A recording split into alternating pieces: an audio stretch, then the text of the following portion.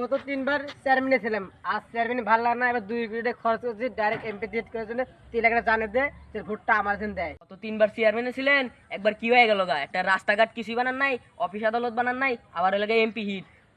কি কইলি তুই? সরাই কন্ট্যাক্ট পাইছিলাম, আমি গেছি 3টে, উপর লেভেল হয়েছে একটা, তোরা হয়েছে একটা। এটা কি জনগণে দেওয়া যায়?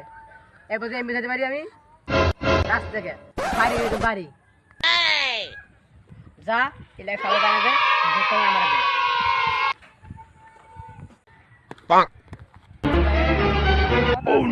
কি কথা ভাই? আমাকে চেয়ারম্যান এবার এলাকায় এমপিতে হিট করতেছে, ভোটটা আমাকে দিয়েন। ওই শেষ চেয়ারম্যানের কথা হইতেছেন ভাই, ওর পিছনে 3 বছর ঘুরতেছে একটা ইলেভেন কাটার জন্য, তাই দেয় না ওরা আবার ভোট দিব কাটবে না। চেয়ারম্যানের লাগে মার খেলাম, হ্যাঁ আমার কি করার? আমি টেয়া খাইছি, ভোট চাই যামু।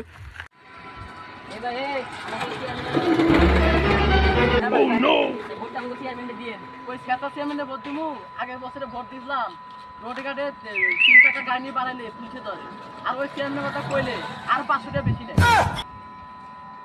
আপনি ভোট দেবেন, আপনার এই রিক্সা আর অটো লাইসেন্স লাইসেন্স তোর মেয়ে শুনলাম স্যার আগে কইছিলাম শেষ চেয়ারম্যানে কেউ ভোট দিব না। আমার কি করার? আমার ভোট চাওয়ার দরকার, আমি চাই যাবো। খবর চেয়ারম্যান সাহেব ভালো, সবাই আপনার ভোট দিব আপনারে। আরে আমি তো জানি এলাকা সবাই আমি চাই, ভোট তো আমারই দিব।